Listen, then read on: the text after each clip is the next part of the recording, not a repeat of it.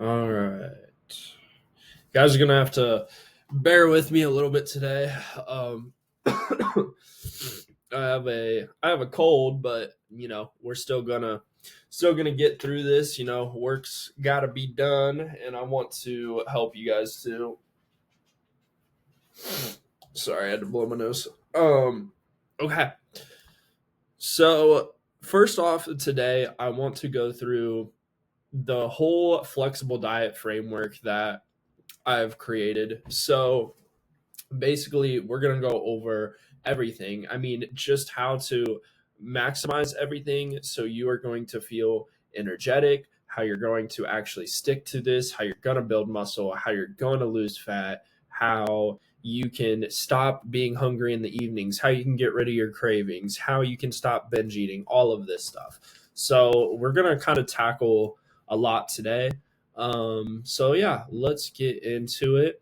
So, first off, the my philosophy, three macro philosophy, which obviously everybody knows or should probably know. There's three main macronutrients, which are your carbs, your protein, and your fats. Now, a lot of diets you've probably seen that claim to be good want to take one of those out. So, and it's typically carbs. So, keto, carnivore, they want to take out those carbs or fats. So, get rid of that. Don't eliminate macronutrients. No keto, no carnivore, no extreme restrictions. You need carbs, you need fat, you need protein to function optimally, whether you're cutting or you're bulking, building muscle, whatever. Removing an entire macro creates unnecessary stress, limits your food variety, and it backfires long term, even if it does work short term. You need carbs, that's your body's preferred source of energy. You need fiber so you can take a shit. Like, don't cut those carbs out. So I'm going to show you exactly how to balance the three macros.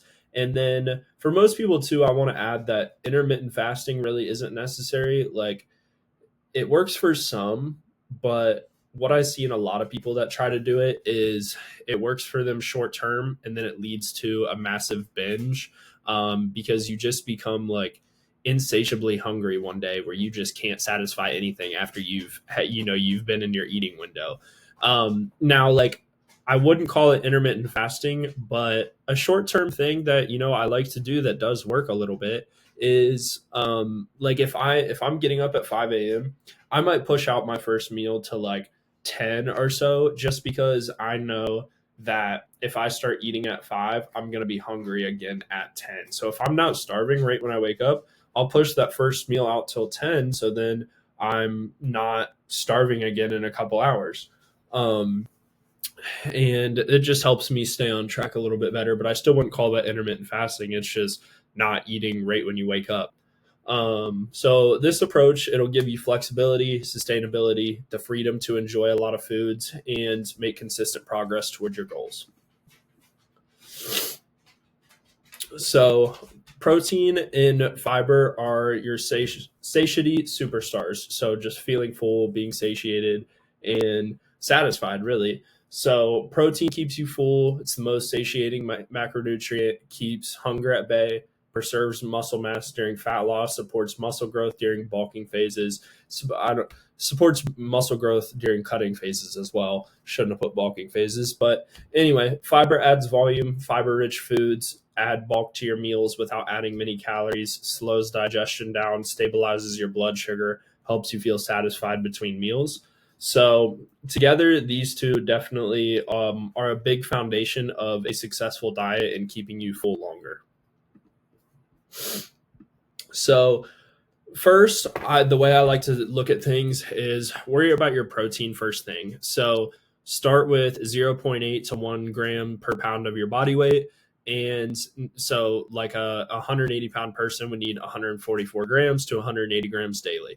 Now, if you are a little bit on the heavier end of things, like if you're 280 pounds, don't try to eat 280 grams of protein. It's going to make it too hard to stay into your it's going to make it too hard to stay in your deficit. So I would just shoot for something more like 200.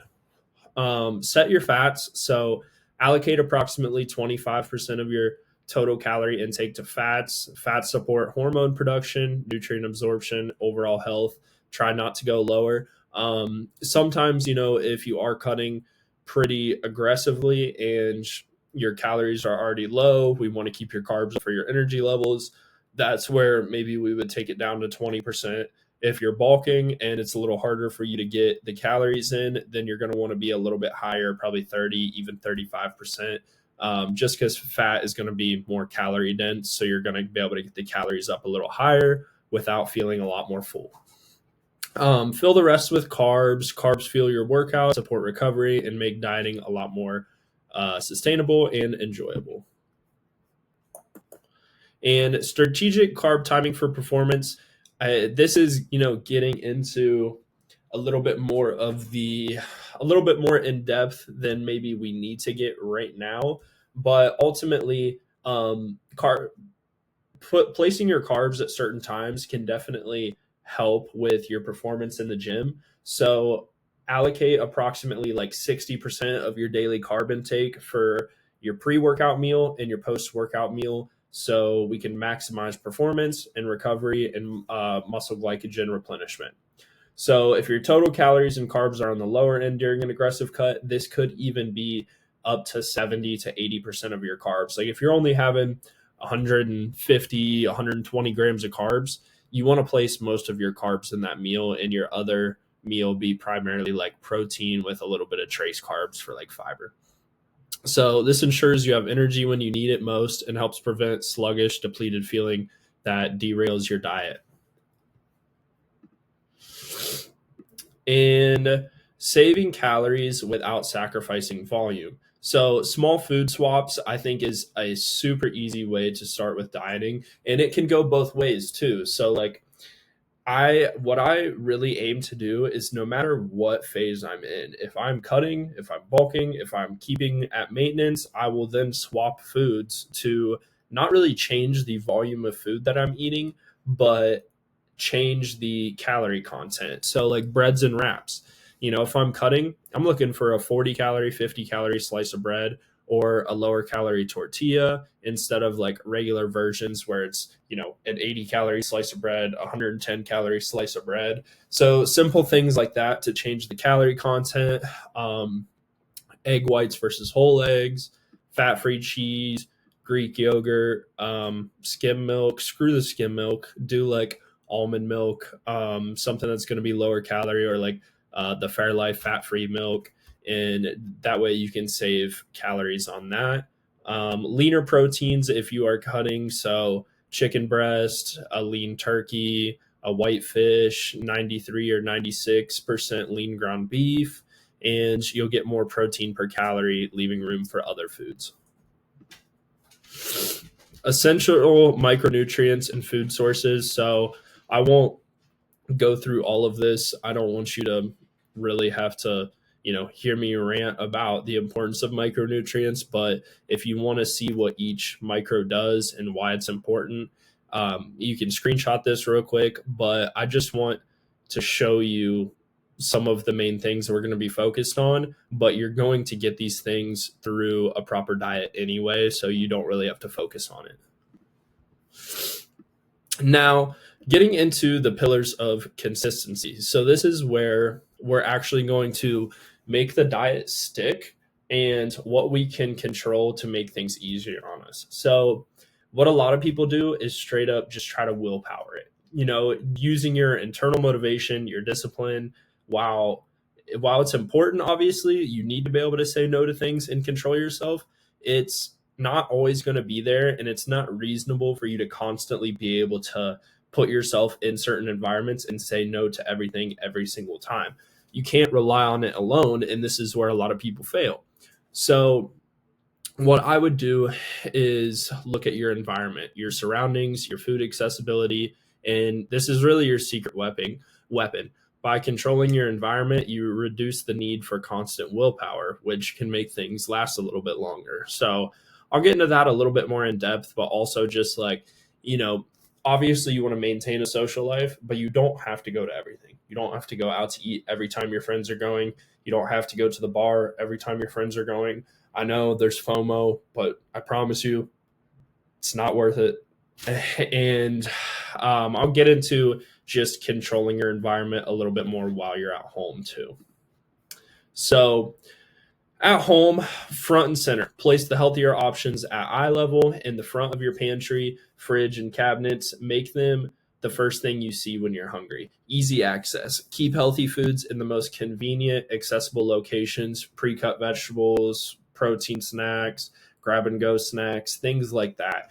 You want your options that you can that you're going that that you're going to overeat, or your less healthy snacks, whatever. You want them to be out of sight. Like, I've gone to the extreme before, even where, if I have a really high cabinet that's above the fridge or something that I can't just reach and pull stuff out of, if I have something that I know that I'm going to want here and there, like, every 2 weeks or something, but it's not something that I want to be able to eat every day, I will put it up there. So my ass has to climb on the counter, get above the fridge, and grab it out to eat it. And yes, sometimes I will do that, but that's the point, because you're not going to do it every time. Every single day, you're not going to get up there and climb up there and grab it. At least not most people. If you are that attached to the food, then there's probably other issues going on. So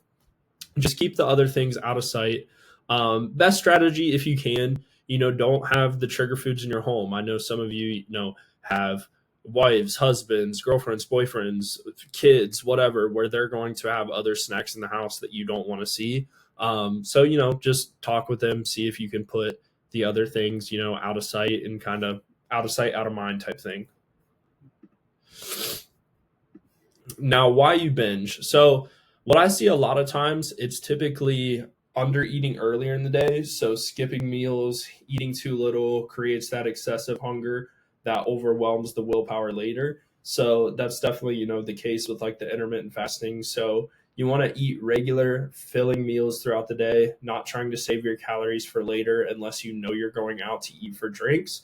If you know that something like that is happening and that's not an everyday occasion, then that's a time where maybe you would skip breakfast, or even like what I like to do is still have those meals, just make them less calorie and pretty much almost straight protein, saving my carbs and fats for going out later.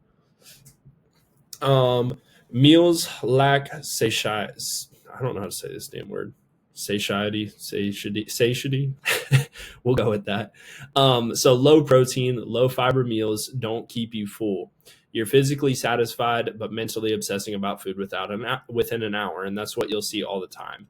So build every meal around protein and fiber to naturally control your appetite. The fuck it mentality, one small slip becomes an all-out binge, because I'm sure you've all seen it. You're like, well, fuck it, I already had this, I already had one drink, I already ate this cookie, whatever, I already messed up my diet, might as well just keep going. And then you go completely off script and ruin stuff which if you would just take a step back and know that that one slip up is not what is going to lead to you messing up. It is the slip up and then saying fuck it and then continuing to go that is going to mess you up. Smart snacking. So keeping a lot of snacks around, like, I know a lot of people are big snackers. So, keeping things like sugar-free Jello, protein chips, turkey bites, beef jerky. I'll do like fruit popsicles, because it gives me like the fixation of having something that's, I don't even want to say it. I know it's going to get turned another way, but having something in my mouth for, 15, 20 minutes, and it feels like, you're eating, it takes away that fixation that you want, but, you're only getting 40, 60 calories, whatever it is. Water, just drinking plenty of water. I know obviously you've probably heard that, but when you feel hungry, just take some sips of water, or, sugar-free gum. Just having something to chew on definitely helps.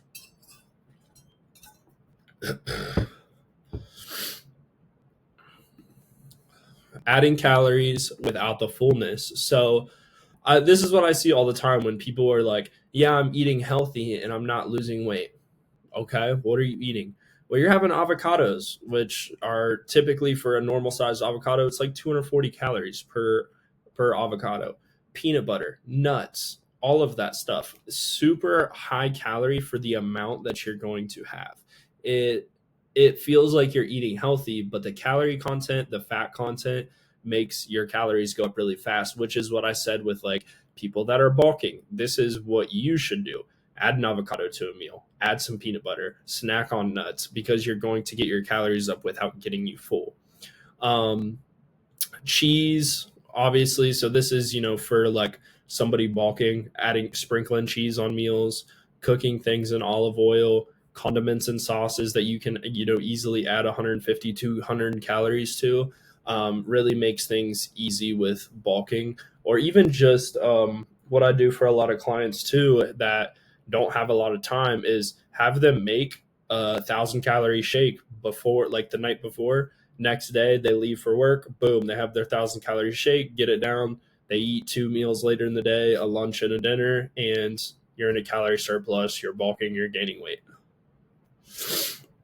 So, really, the takeaways today: balancing your three macros, don't cut anything out, prioritizing protein and fiber, but also thinking of like easy ways that you can get fiber in, like fiber wraps, certain breads, things like that, where you're not feeling like every meal just has to be protein and a veggie. And making those food swaps, the lower calorie breads, the eggs whites, the fat free cheese, the lean proteins, and then engineer your environment, controlling that consistency throughout your surroundings, not just your willpower, will help you stick to things so much better. If you control your environment, you can control your willpower 10 times as easy. Adjusting your phase, the cutting. So that's when you're using the low calorie food swaps, and then you're going to switch to the higher, more calorie dense, fattier foods. And yeah, this framework definitely adapts to your goals, lifestyle, preferences, and stay consistent, trust the process, and make sustainable progress. So, if you are looking to specifically, lose fat and build muscle, I'm going to leave a link to one of my other videos below that are probably going to help you a little bit more than just getting into the basis of the diet, because it talks a lot about training as well. So I'm going to link that one below. And if you want to check that out, please do so. But other than that, I will see you in the next one.